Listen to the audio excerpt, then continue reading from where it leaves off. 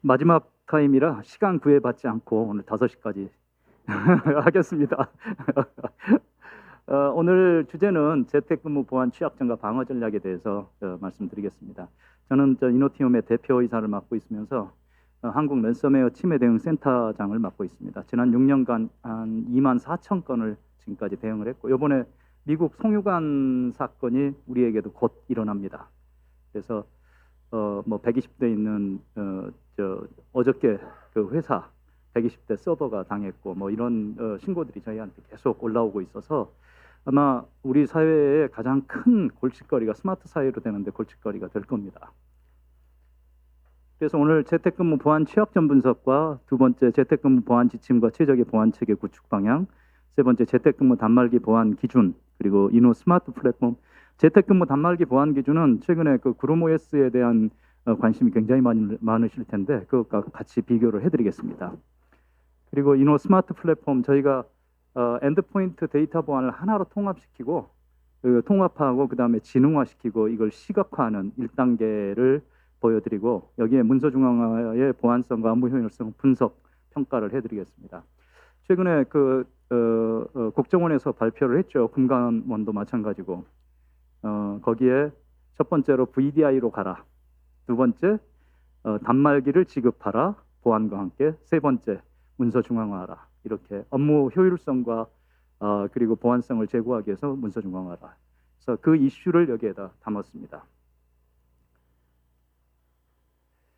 코로나 19가 우리의 일하는 방식과 일하는 환경을 대면에서 비대면으로, 그리고 회사에서 재택근무로 이렇게 바꿨죠.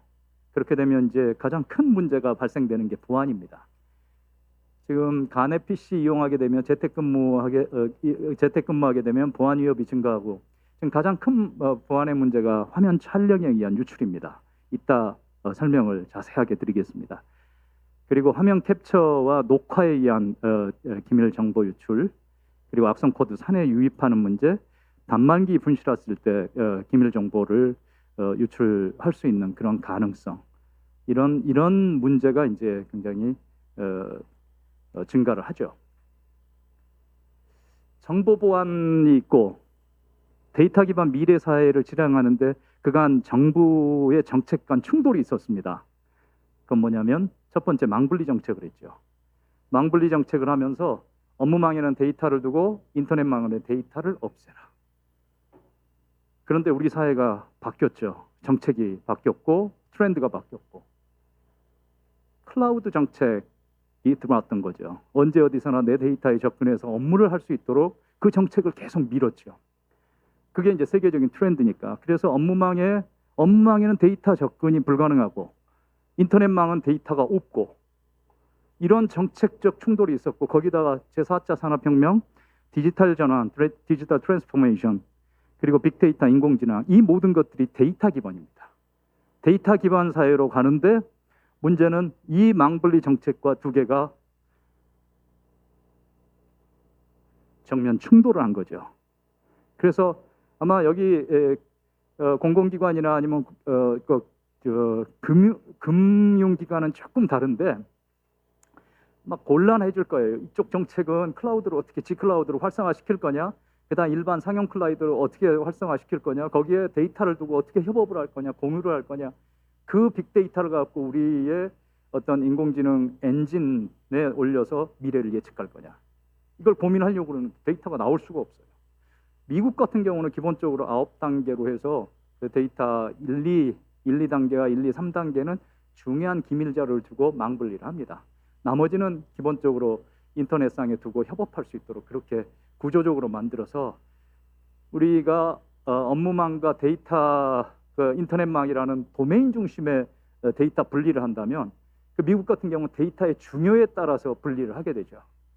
그렇게 되니까 클라우드의 업무 협업도 가능하고 기밀도 지키는 이제 그런 두 가지를 동시에 달성할 수 있는 그런 구조를 만들었는데, 이 문제가 이제 코로나가 일과가 되면서 가장 안전한 업무망, 이따 이제 설명을 좀 드리겠지만 어쨌든 안전한 회사 내에 있어서 네트워크 보안, 웹 보안 다 보안을 지금까지 나중에 보시면 어마어마하게 우리가 설치를 했고 돈을 썼어요. 그런데 가장 세상에서 위험한 집에서 업무망에 접근을 해야 되는 그런 세상이 돼버린 거예요. 다시 말해서 뒤집어져 버린 거죠. 그래서 사실 보안 책임자들, 관리자들은 가장 어려워요. 자, 데이터를 내놓자니 위험한데 안 내놓자니 일이 안 돼. 지금 심각하게 생각해야 되는 게 어떤 지자체에서 한 지자체, 하위 지자체에 재택근무 실태 조사를 나갔어요. 300명이 하는데 6명이 들어오는 거예요. G클라우드에. 그럼 나머지 294명은 뭐 하는 거예요? 이게 일시적으로는 허용되겠지만 장차 심각한 어떤 국가 세금에 의해서 월급이 나가는 거니까 심각한 위기에 봉착을 하게 되고, 또 이제 뭐 우리 담당자들끼리 얘기하면 대기업은 재택근무하면서 대기업 전체 인원의 30%가 필요 없다는 걸 확인했고 임원의 50%가 필요 없다는 걸 확인했다고 그래요. 물론 이제 농담 섞인 얘기지만 그만큼 재택근무 코로나가 우리 사회에 전반적으로 던져지면서 우리 사회를 재평가하는 리트머스 시험지 프리즘 그 역할을 한 게 아닌가 그렇게 보고 있습니다. 우리 정보보호 분류 체계를 보면 네트워크 보안, 웹 보안, 서버 보안, PC 보안, 결국은 서버의 데이터와 PC에 있는 데이터가 핵심 가치 자산이죠. 이걸 지키기 위해서 많은 보안을 하는 거죠.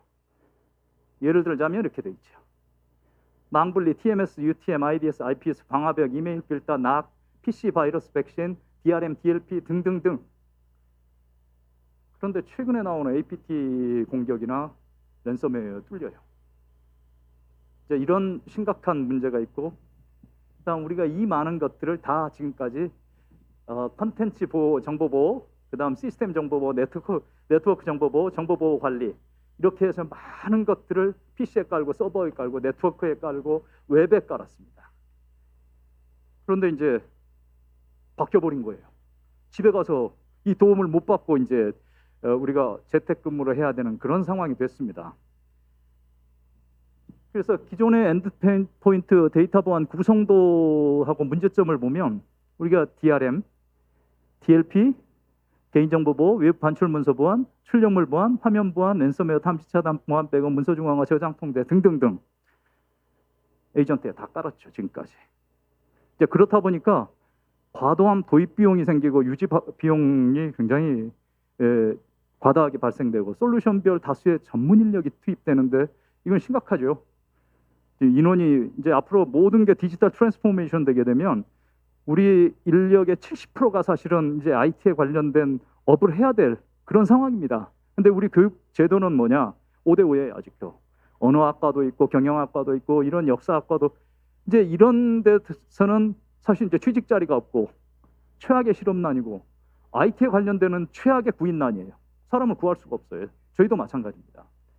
이제 그런 게 앞으로 심화될 겁니다. 계속. 그래서 여기 계신 분들이 어쩌면 70까지 일해야 될 다행인지 불행인지는 모르겠지만 앞으로 후배들이 없어서 계속 일을 해야 될 그런 상황이 될 겁니다.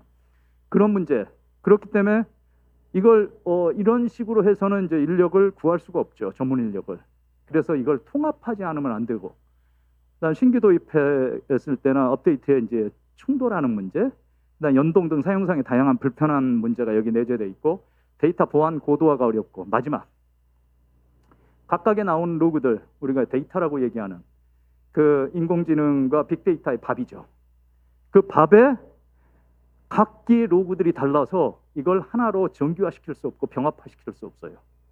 그렇게 되면 따로따로 어떤 컨버팅 프로그램을 통해서 하나로 만드는 복잡한 과정을 거쳐야 됩니다. 이 AI 접목 장애가 아주 심각한 문제가 여기죠. 앞으로의 미래는 과거의 보안이 경계선 보안이죠. 딱 벽 세워놓고 들어오는 거 막고 나가는 거 막는 그런 구조인데, 들어오는 걸 지능화 바뀌었고 고도화돼 있고, 나가는 건 요번에 ADD, 죄송합니다. ADD 오셨는지는 모르겠는데 우리가 공개적인 ADD 사태에서 봤지만 일 열심히 하고 높은 직위에 있고 관행이 돼버리면 나가는 게 전혀 문제가 없습니다. 그리고 내부의 중요한 데이터의 유출의 80%가 누구냐? 현직. 거기에 이제 25%에 30%, 그다음 퇴직자 50% 정도, 80%가 결국은 사람에 의한 유출이기 때문에 이 문제가 계속 발생이 되는 거죠. 그래서 문서 유출 경로를 보면 총 7가지로 봅니다. 외부로부터 전자메일, PC 단말 조작, 중요 문서 조작, 이건 이제 가장 큰 게 확장자 바꾸는 거죠. 확장자 바꿔서 이 지금 그 은행에서도 개인정보 탐지 안 하려고 별스럽게 다 해놓습니다. 그래서 그걸 탐지력이 상당히 지금 이 사람 우리 유저들의 발전 속도의 탐지력이 지금 모자라서 제대로 못하는 경우가 있습니다. 그리고 카메라 촬영에 의한 유출, 저장 매체를 통한 유출, 불법 접속을 통한 유출. 이게 이제 지금 현재 코로나 이전에 있었던 문제인데 그 전에 가장 큰 문제가 지금 카메라 촬영에 의한 유출입니다. 이건 막을 수가 없어요. 그리고 이런 거에 카메라 녹화, 그다음 동영상 촬영하는데 비싼 건 25만 원, 싼 건 10만 원이면 이걸 완벽하게 촬영이 가능합니다. 이제 이게 코로나 이전에도 굉장히 저희한테 많은 의뢰가 들어왔었고, 사실 이제 조금 뒤에 보면 저 퀴즈를 하나 낼 겁니다. 이제 이런 유출 경로를 지금까지 막아왔죠. 근데 이제 잘 된 데도 있고 잘 못 된 데도 있고. 세 장의 사진의 공통점을 찾아주십시오.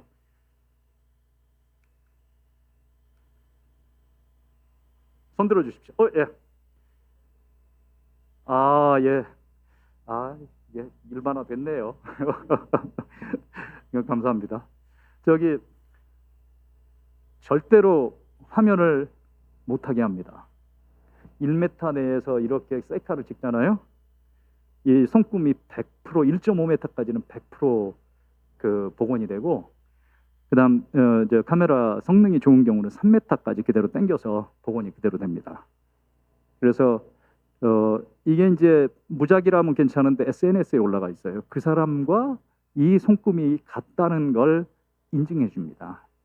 그래서 이 문제인데 왜 이게 문제가 되냐면 비밀번호는 바꿀 수 있어요.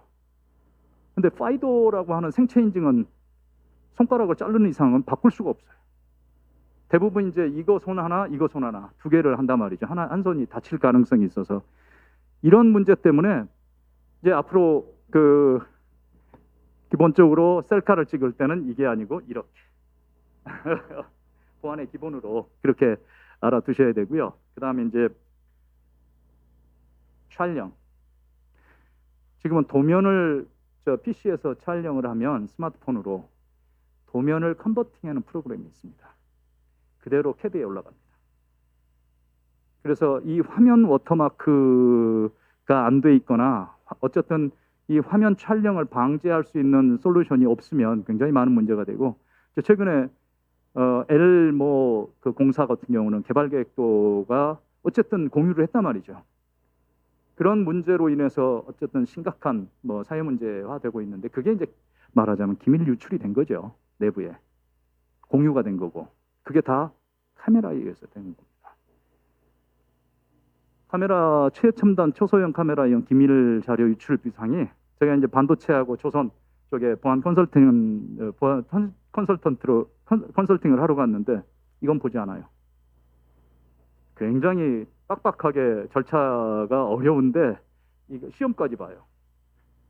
반도체 한번 들어가 본 데 있으실 거예요. 뭐는 뭐고 이렇게 해서 한 6가지 항목의 시험까지 봐서 들어가는데 이건 보지 않습니다. 그래서 이렇게 지금 시계형, 볼펜형, 안중형, 차키형, 라이터형, USB형, 탁상형, 열쇠고리형, 제일 잘 나가는 게 현재 볼펜형이라고 합니다. 그래서 우리 엔드포인트 보안 역사가 한 20년이 됐습니다. 그래서 전자파일 중요 정보 유출이 증가하고 있는데 유출 방법의 고도화로 기존 보안 기술 취약점이 대두됐고, 일상 업무 추진 중 업무 효율성과 정보보안 프로세스의 비효율성, 이게 이제 사실 편한 보안 없을까? 항상 얘기를 하는데 굉장히 상충하는데 과거의 것들은 너무 상충을 했죠. 이제 이 문제. 그다음 상위 관리자의 보안 미준수 사태가 많습니다. 특히 만분리가 돼 있는데 사장님은 예를 들어서 공공기관 청와대하고 또는 이제 상위 기관하고 이야기하다 보니까 빵 연계를 타게 되면 결제에 대한 파일 전부 이런 게 알게 되니까 풀어줘. 그리고 나서 인터넷을 하고 거기서 보내고 그 다음에 이제 그대로 그 PC를 가지고 업무망에 들어온단 말이죠. 당연히 악성 코드에 걸리죠. 그런 사례들이 저 상위 관리자에 의해서 지금 빈번하게 발생이 되고, 그렇다 보니까 이런 사례가 위에 지키지 않은데 아래가 뭐 이제 이 보안 의식들이 굉장히 약해지죠. 그 문제. 그다음 신변종 악성 코드, 특히 랜섬웨어. 지금의 70~80%가 랜섬웨어에 의해서 침해가 되고 있고, 이게 과거에 시그니처 패턴 기반 보안 기술이 모든 게 그렇게 돼 있죠. 들어오면 그걸 찾아서 언팩하고 그걸 분석해서 이 패턴과 시그너처를 보고 이걸 DB에 등록하죠. 그리고 똑같은 게 들어오면 이제 막는 구조가 기존의 백신 바이러스, 백신류들이 이제 이렇게 돼 있고, 망령계도 그렇게 돼 있고, 다 그렇게 돼 있죠. 그런데 랜섬웨어는 동일한 이름으로 해서 해시값이 다 다르고 몇백 개까지 갑니다. 그게 이제 매그니베리가 그렇게 해서 계속 살아남고 있죠. 캔드크랩은 2조 4천억을 벌고 1년 만에 딱 4천을 보고 거기는 은퇴를 했습니다. 성공적인 은퇴를 했다고 걔네들이 다크사이트에 그렇게 올렸죠. 그리고 기존 해커들이 기존 보안 기술을 전혀 두려워하지 않습니다. 그리고 해킹 방법이 이제는 인공지능을 쓰고 있죠, 걔네들도. 그리고 사용자 데이터에 대한 파악이나 관리를 제대로 안 하는 게 우리죠. 백업조차도 안 돼 있고. 그리고 이제 가장 큰 문제가 이거죠. 법 제도 인증으로 인한 신기술 도입이 시간적 격차가 있습니다. 이제 제일 큰 문제가 사실 새로운 공격 방법이 나오면 새로운 보안 기술로 어떻게 막을 것이냐 이렇게 돼야 되는데, 인증받았어? 그래서 법에 있어? 컴플라이언스 위주의 지금 정책을 간다는 거죠. 이게 지금 가장 큰, 일본도 이 문제 때문에 영원히 보안 회사가 없는 이유가 그겁니다. 이제 일본하고 사업을 하다 보면 이제 그 친구들은 기본적으로 2년이 돼야 정상적인 제품이라고 해요. 근데 2년 동안 만들어 놓고 2년이 딱 지나면 이미 6개월이면 그 패턴이 다 바뀌어요. 이제 이런 문제가 우리 이 법과 현실과 대단히 큰 괴리가 있어서 이 문제는 우리 보안업계의 가장 큰 숙제이기도 합니다. 그래서 품질을 정확히 본다는 것도 중요하지만 사실은 새로운 보안 해킹 방법에 대해서, 공격 방법에 대해서 어떻게 대응할 거냐, 이게 더 중요한 거죠. 그래서 이게 각자 전부 열심히 일하고 있어요. 열심히 정말 일하고 있습니다. 각 분야에서. 근데 안 돼요. 이게 이제 가장 큰 문제라, 이 문제도 역시 하나의 그 인증 플랫폼을 만들어서 새로운 공격이 나오면 거기에 대해서, 공격에 대해서 오픈을 하고, 그리고 이걸 막을 수 있는 방법들 전부 제시해봐. 그리고 거기에서 제일 좋은 방법들을 채용하는 그런 오픈 플랫폼의 보안 인증이 되지 않으면 굉장히 어렵죠. 우리 IT 그 보안 인증국 사무국이 전화번호가 없다는 거 아세요? 이제 생겼어요. 그게 그만큼 이제 비공개적인 문제가 됐는데 이제 서서히 바뀔 거라고 생각을 합니다. 이게 이제 재택근무 보안 대책으로 첫 번째, 재택근무 시스템 자체 구축 방향의 그 재택근무 SSL VPN에 인터넷망 가상 서버를 두고 여기에서 단말기와 사내 업무 서버를 들어가라. 이런 구조고, 그리고 이렇게 이제 이건 너무 잘하는 그림이라, 그리고 원격 접속 서비스에 대한 보안을 VPN 인증을 하는데 1차 아이디 패스워드라고 2차 투팩tor 인증을 반드시 하라. 그 다음 두 번째, 원격 접속 모니터링 체계에서 누가 언제 얼마나 접속했는지 1년간 보관하라. 그 다음 최대 1일 8시간 근무니까 8시간 하고 30분 정도 유예 기간을 둬서 자동 차단하라. 이제 그리고 맥 인증도 사용자 단말 인증 수단 강구하고, 데이터 유출 방지에 대한 대책을 강구하고, 비밀 대외비 취급 업무 원격 근무가 불가능하다. 문제는 이제 이런 분들이 코로나에 걸릴 자격이 없는 거죠. 자기 관리를 정말 잘해야 될 분들이고, 그리고 정보 시스템 접근만 허용할 수 있도록 재택에서는 그렇게 하고, 그 다음 사용자 단말 분실세, VPN 접속 차단, 사용자 계정 폐쇄 등 관리 체계를 구축하라. 그리고 원격 접속 단말 보안은 외부 네트워크 위협 방지 위해서 개인 방화벽을 설치하고 OS와 소프트웨어 최신 보안 업데이트를 유지하고 업무 인터넷망 혼용 방지를 위해서 VPN 선행 인증 또는 VDI 논리적 망 분리를 적용하라. 보안 문서를 원격 전멸에 문서 저장과 암호화 등 외부 유출 차단을 강구하고 문서 중앙화 체계 업무 자료 중앙 관리로 보안성과 업무 효율성을 제기하라. 가장 큰 건 이제 여기에서 이야기하는 건 업무망과 인터넷망을 VDI로 가라. 첫 번째. 그리고 두 번째는 단말기를 본인 개인 간의 PC를 쓰지 말고 회사에서 지급하라. 보안 대책을 강구한 이후에 세 번째는 암호화시키거나 아니면 효율을 위해서 문서 중앙화라는 게 세 가지 핵심 메시지입니다. 문제는 이제 그거죠. 돈은 어떻게 하고? 이제 그 문제가 사실은 저희가 VDI 쪽에 지금 오랫동안 시트릭스나 VM웨어나 아니면 틴론이나 이렇게 이제 작업들을 한전도 같이 하고 이제 이런 데를 했단 말이죠. 하고 있는데 그 비용이 평균적으로 보면 이제 작은 경우는 말고 몇백 대, 몇천 대가 되면 평균 대당 100만 원 정도가 나온단 말이에요. 그리고 2년, 3년 전까지만 해도 그 보안 측정을 하게 되면 물리적 망분리라면 점수를 더 주고 논리적 망분리라면 점수를 덜 줬단 말이에요.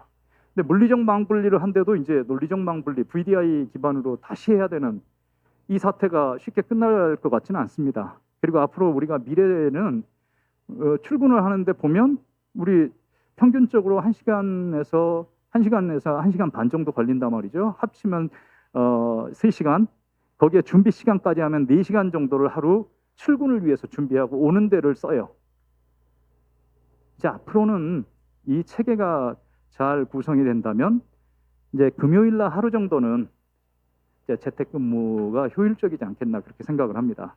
우리가 하루 40시간씩 저쪽 1년을 하게 되면 1920시간 정도로 우리가 일해요. 지금 노르웨이나 북부가 얼마를 했냐면 1380시간을 일을 해요. 그러면 그걸 따지면 4일간 7.5시간씩 하게 됩니다. 어쩌면 우리 사회가 전반적으로 그렇게 갈 거예요. 그렇다면 가기 전에 그런 보안의 문제, 효율의 문제 이런 걸 워라밸을 갖기 위해서는 기본적으로 월급을 받기 위해서는 부가가치가 나와야 되는 거죠. 그 구조를 만들지 않으면 사실은 계속 이제 서구하고는 그 장시간 노동을 해야 되는 그런 사태에 직면을 할 겁니다. VDI는 워낙 잘 아니까 그 가상 데스크 서버에 접근 방식의 클라이언트에 이렇게 이제 구조가 돼 있죠. 그리고 클라우드 PC 인프라 구축을 하고 인터넷과 업무망도 분리하고 스마트워크 환경도 만들어주고 내부 정보 유출 방지를 할 수 있게끔 사실 VDI가 나중에 비교를 드리겠지만 돈을 제외한 나머지는 퍼펙트합니다. 미래 사회의 우리 인프라로서. 그리고 금융 쪽에서는 발빠르게 이제 가장 큰 문제가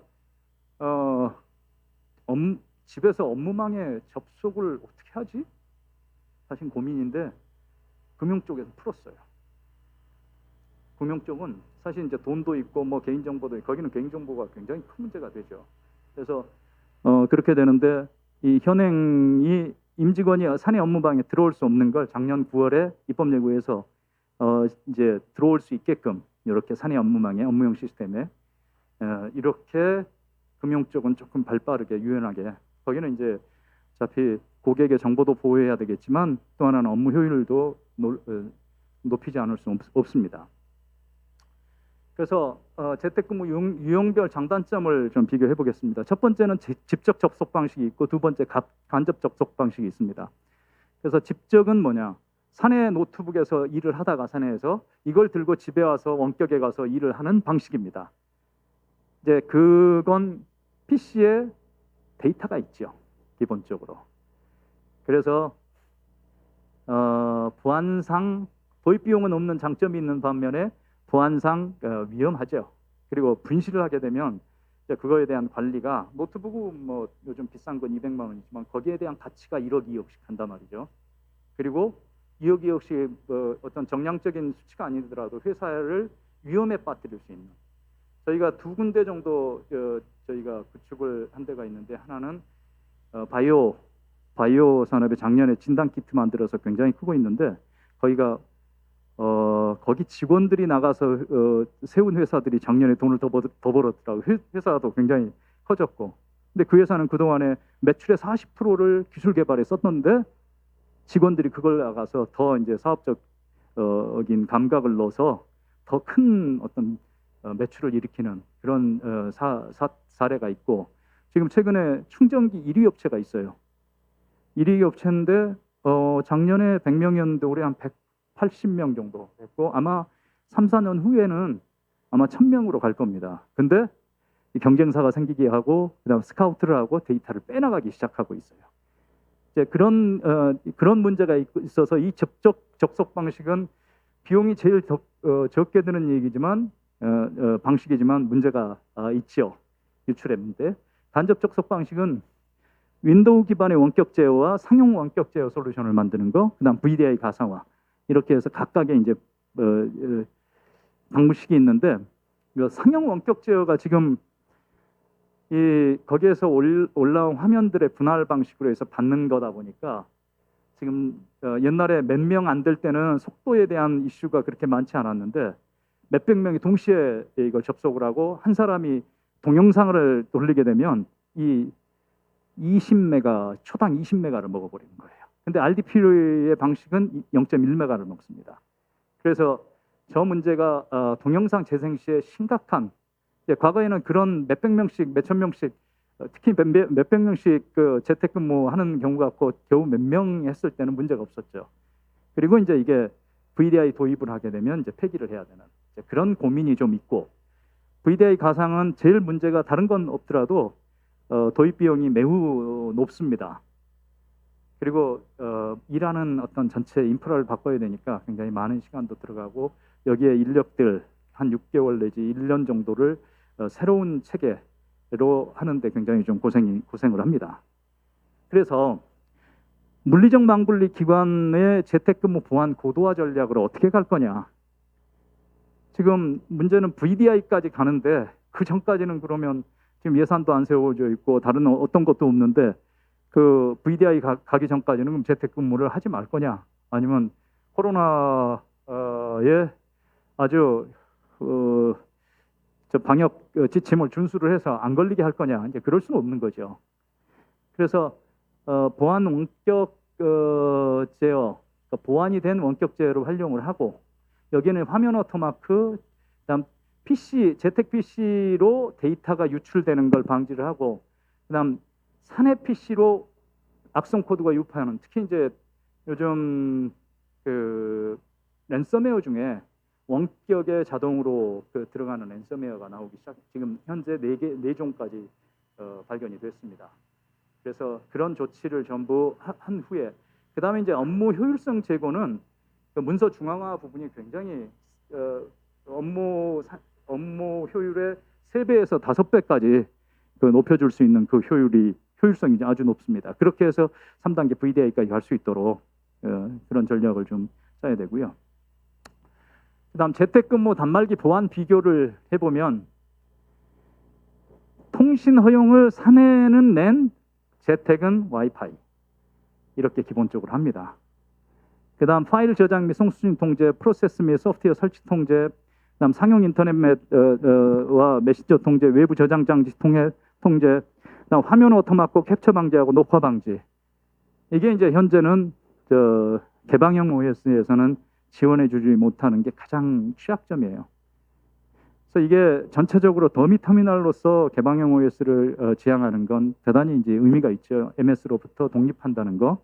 이제 그런 측면에서는 의미가 있는데, 지금 현재 이런 애플리케이션 핵심적인 보안 기능이 되지 않는 거에 대해서 지원되지 않으면 이제 문제는 그거죠. 지침은 있고, 그런데 침해 피해가 났을 때 그러면 책임은 누가 질 거냐? 책임이 면제되느냐? 면제되지는 않습니다. 그러면 누가 질 거냐? 그 문제에 대해서는 좀 심각하게, 사실 도입 입장에서는 심각하게 고려를 해야 되고, 제 생각은 그래서 더 중요한 것들은 이런 조치가 돼 있는 이 방식을 쓰고요. 덜 중요한 것들, 다시 말해서 더미 터미널로서 오케이, 그 정도는 문제 없어, 이제 그런 경우는 이제 개방용 OS와 이렇게 병행으로 가는 게 장래적으로, 그리고 이제 앞으로 리눅스 쪽에서도 많은 것들이 보강이 될 거라고 생각하고 저희도 이제 그걸 준비를 하고 있습니다. 그리고 리지스트리 제어판 시스템 접근 통제 단말기 분실 원격 포맷 기능, 랜섬웨어 사전 탐지 및 차단 기능, 사내 복귀의 무결성 검증, 이게 이제 가장 핵심입니다. 밖에 있다가 안에 있다가 밖에서 일을 하다가 들어왔을 때 고의적으로 그걸 해킹하려는 어떤 불량한 집단과의 연계 또는 돈을 받고 어떤 금전적 이득을 받고 그걸 행하는 그게 이제 범죄죠. 또는 범죄자들이 아니더라도 그 무의식적으로 일을 하다 보니까 그게 이제 자연스럽게 들어와서 그런 해킹 프로그램이나 어떤 안 좋은 사내에 들어와서는 안 되는 것들이 묻어 들어올 수 있단 말이죠. 그걸 어떻게 갈라낼 거냐. 이 문제가 앞으로 재택근무 단말기를 지급해 줬을 때 이 관리의 제일 큰 문제입니다. 그래서 그 중에 하나 중에 이게 있죠. 안전 모드 보호 기능. 이게 윈도우도 있고 리눅스도 있습니다. 그래서 안전 모드 쪽에 저희가 이제 이야기를 하다 보니까 안전 모드를 막아야 된다. 그래, 이제 막았어요. 막았더니 그러면 OS가 고장 났을 때 어떻게 해결해? 이 문제가 이제 대두가 되는 거죠. 그래서 다시 한번 인증받을 수 있도록 그렇게 이 부분은 처리를 했습니다. 그리고 이제 사내 복귀의 무결성 검증은 이 문제는 아마 각각의 저희도 해보니까 한 5분 정도면 완벽한데 5분을 기다리지 못하죠. 그래서 간편 인증을 할 수 있도록 20초 내지 30초에 할 수 있도록 그렇게 조치를 해놨습니다. 그리고 재택 접속 시 이중 인증은 당연히 이중 인증이 되지 않으면 사실 내가 나야를 증명을 해주지 않으면 내가 다른 사람이 들어갈 수 있는 구조가 되는 거죠. 그리고 SSL VPN하고 망연계는 기본적으로 이건 다 저희 같은 경우는 한 6군데하고 같이 지금 기본적으로 나와 있는 데하고는 다 연동을 해놨습니다. 그리고 이런 구조죠. 노트북인데 업무용 모드와 그 비업무용 모드, 그렇게 해서 저희가 아까 이제 나중에 조금 설명을 좀 드리겠지만 얼마나 남았습니까? 예. 이걸 아까 파일 저장 통제와 송수진 통제를 하는데 두 가지를 다 지원합니다. 이 첫 번째는 이 보안 드라이브를 만들어서 거기에 저장해서 유출 방지를 할 수 있도록, 일을 하면서 유출 방지를 할 수 있다는 기능과 정책적으로 여기에 아예 저장을 못하게 하는 기능, 정책적으로 전부 두 가지 기능을 할 수 있도록 그렇게 만들어 놨습니다. 그리고 재택근무 화면 오토마크 기능은 최신의 기술로 저희가 특허를 가지고 있고 필터 레이어에 약 한 9분 등이 되어 있고 다시 이걸 구분할을 다시 한 분할에 구분할을 다시 할 수 있도록 총 81분할을 할 수 있도록 그렇게 촘촘하게 넣을 수 있도록 그렇게 했고, 그다음 이 화면 오토마크는 저희가 현대카드 캐피탈 커머셜 10,000대 저희가 작년에 구축을 해서 지금 재택근무로 쓰고 있고, 근데 이제 가장 큰 문제가 뭐냐면 이게 보안상 눈에 거슬리니까 사실 그 사용자들의 저항이 제일 큰 겁니다. 그래서 이제 개발 쪽 이런 분들은 미세한 것까지 봐야 돼서 이제 이걸 받아들이지 않는 경우가 좀 많아요. 그래서 저희 같은 경우는 일할 때와 안 할 때를 자동으로 그 농도 조절을 할 수 있도록 그렇게 하고, 이걸 이제 역으로 하면 키보드 마우스가 움직일 때는 연하게, 안 움직일 때는 진하게. 이게 나중에 보니까 일하는 시간과 일하지 않는 시간을 딱 그걸로 카운팅을 하니까 그게 나오더라고요. 그래서 뭐 지자체에서 그걸 요구해서, 그래서 이제 좋은 아이디어라고 생각했는데 내부 반발이 좀 컸던 모양입니다. 그리고 세 번째가 워터마크 삭제 방지. 지금 워터마크를 삭제하는 프로그램이 또 나왔습니다. 자동으로 삭제를 해줘요. 그래서 그걸 삭제하지 않기 위해서 랜덤하게 위치 이동을 해줍니다. 이건 이제 3초 만에 해줄 수도 있고 20초 만에 해줄 수도 있고. 근데 그게 두 가지 삭제 방지 역할도 하고 또 하나는 촘촘하게 워터마크를 넣을 수 있는 구조가 되는 거죠. 그리고 화면 캡처 방지하고 녹화 방지. 이제 녹화 프로그램으로 캡처 방지는 하는데 녹화 프로그램을 돌려요. 이제 그런 문제가 있어서 그것까지 같이 막을 수 있도록 이렇게 했고, 그다음 다중 모니터, 화면 워터마크 지원 분야 모든 것들을 다 지원해 주도록 그렇게 돼 있고, 그리고 재택근무 단말기 보안은 이렇게 되어 있습니다. 재택 원격 근무 때는 와이파이로, 그다음 사내 근무는 랜으로. 이게 이제 보안과 밀접하게 연관이 되어 있습니다. 그래서 저렇게 원격 근무, 그다음 사내 근무 이렇게 두 가지로 구분이 되어 있죠. 그래서 저희가 아까 하나로 안 돼? 그게 오랫동안 이제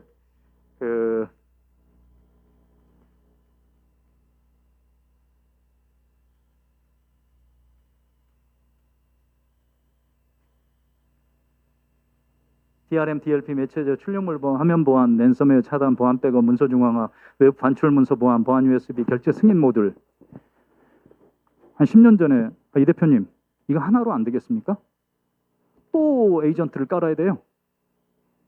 이제 그게 사용자 엔드포인트 보안 쪽 사용자들의 오랜 염원을 저희가 이제 원 매니저의 원 DB의 원 에이전트 방식으로, 물론 이제 트레이저 방식으로 저희가 해결하고, 그래서 각각의 이런 것들을 다 모듈화 시켰습니다.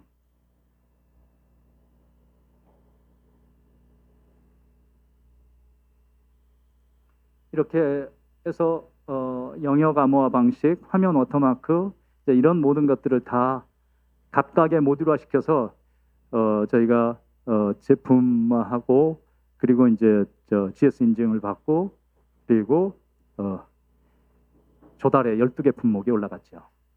그래서 재택근무 단말기 보안은 아까 말씀드린 그 건들이 다 여기에 들어가 있고, 그래서 하나로 통합화시킨 이게 미래 차세대 엔드포인트 보안의 모습이고, 저는 이걸 혁신이라고 부릅니다. 이 방식으로 갔을 때 이제 굉장히 많은 도움이 되는 게, 첫 번째, 보안성이 굉장히 강해집니다. 두 번째, 경제성은 뭐 두말할 것도 없지요. 세 번째, 사용성, 유지 관리, 그리고 인력 충원, 그리고 마지막에 지능성. 이게 이제 확실한, 여기서 저희가 로그들이 보니까 매 시기마다 들어오는 게 한 400개 정도, 400개 종류의 로그들이 들어옵니다. 그걸 이제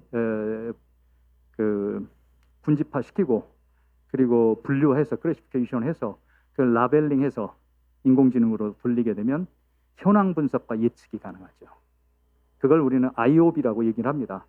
IoT는 인터넷 오브 띵스, 사물 인터넷이죠. 근데 IOB는 인터넷 오브 비헤이버, 행동 인터넷.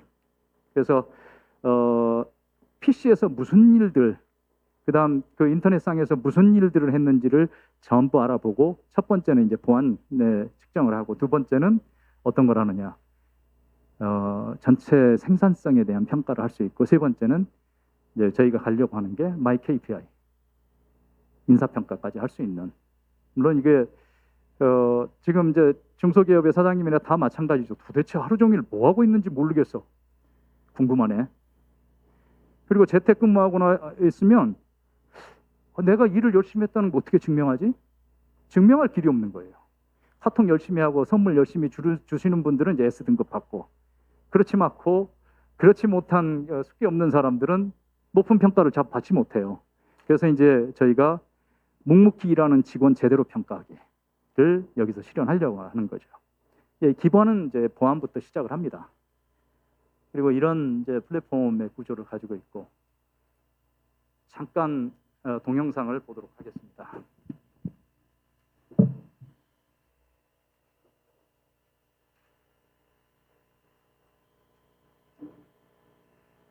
잠깐만 도와줄래요?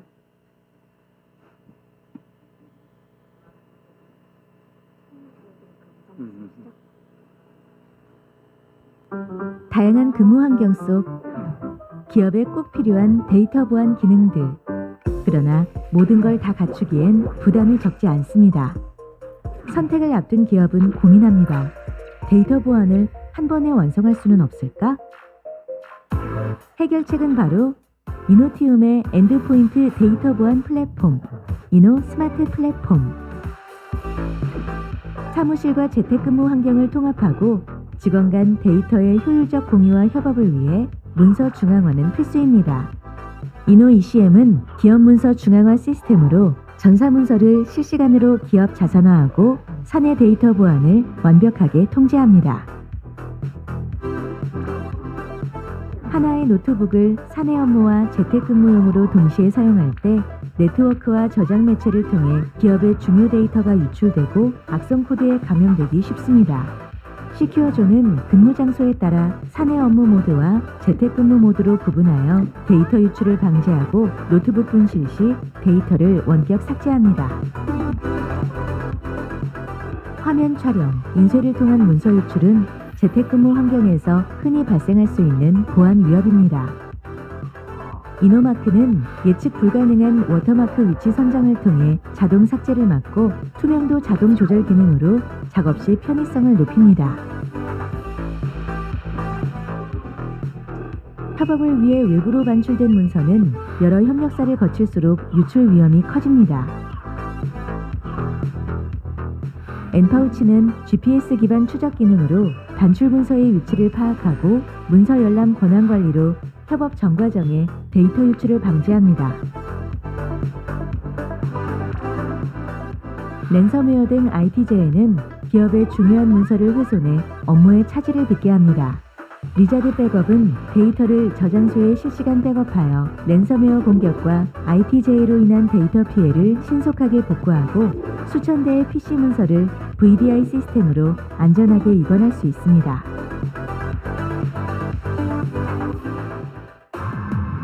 기존 시그니처 기반 백신 제품으로는 고도화된 신종 랜섬웨어의 공격을 방어할 수 없습니다. 랜섬 크런처는 랜섬웨어의 행위를 감지해 알려지지 않은 신종 랜섬웨어에 접근해도 즉각적으로 대응합니다. 기업에 필요한 모든 보안을 통합한 이노 스마트 플랫폼. 비용은 저렴하게, 사용은 편리하게, 예측은 정확하게, 보안은 더 강하게. 검증된 기능을 바탕으로 기업의 데이터를 지킵니다. 언택트 시대, 다양한 업무 환경의 데이터 보안 고민을 해결하는 단 하나의 엔드포인트 데이터 보안 플랫폼, 이노 스마트 플랫폼.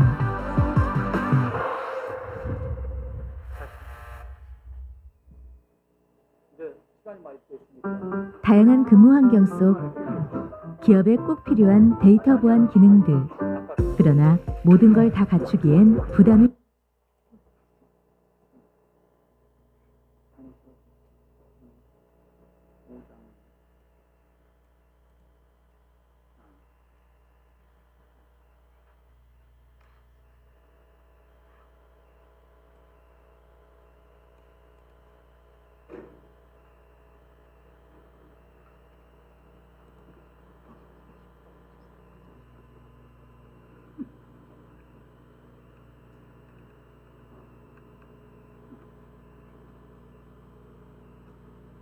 간단하게 말씀드리겠습니다.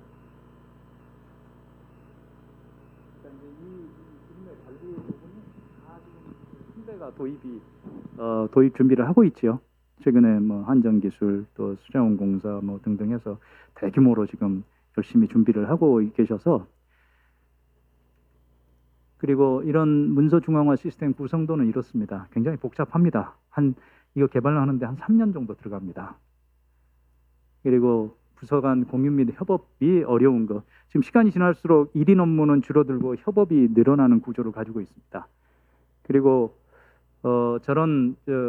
서로 이게 공유가 되면 굉장히 전체적인 생산성이 좀 증가할 수 있도록, 제고될 수 있도록 그렇게 구조가 되어 있고, 그래서 문서 관리의 방법, 일하는 방식의 변화, 엔드포인트 보안의 혁신, 이거 하나와 그다음 VDI 어떤 인프라로 하게 되면 달성이 됩니다. 지금보다 업무 효율이 3배에서 5배가 늘어납니다. 그리고 지금 이메일을 주고 첨부 파일 주고 있고 지금 그룹에서 주고 있는데 관리가 안 되죠. 그리고 전사에 중복된 파일들이 한 50%, 60% 정도 됩니다. 그건 다 이제 스토리지 부하가 돈이죠. 그건. 그리고 이런 저장 통제하고 유출 방지를 합니다. 그리고 기밀 자료, 개인정보 검출은 자동으로 생기면 기밀 자료고 개인정보에 그걸 키워드를 검색을 해서 자동으로 빨간 레벨로 만들고 그걸 눌러주게 되면 승인 결제를 받도록 그렇게 만들어 놨습니다.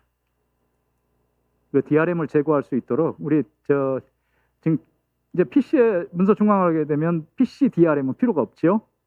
그다음 두 번째는 그룹에 올려야 되는데 그걸 암호화해서 올리지 않으면 유출의 위험성이 있죠. 이걸 링크로 전부 처리를 합니다. 문서 중앙화에서. 그래서 그렇게 지금 KB은행도 하고 있고 그다음 신한은행도 그렇게 하고 있고 그다음 대구은행 요번에 저희가 마쳤죠. 4,000 유저에 그다음 350개 지점. 그래서 앞으로는 제일 지금 어려운 게 빼고 싶은 게 DRM이죠. 그리고 MS가 최근에 MS 365가 나오면서 그 우리 DRM들을 그냥 두지 않아요.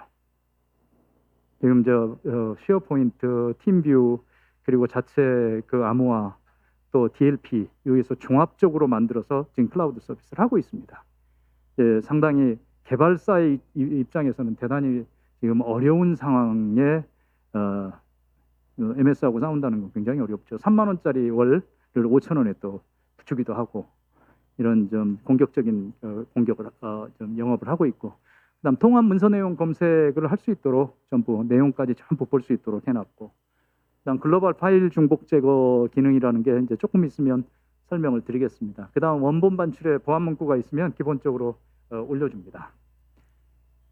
그다음 모바일 지원하고, 그다음 이제 어디로 갔는지 위치, 파일이 어디서 열렸는지 이런 열람 통계나 추적 통계를 내주죠.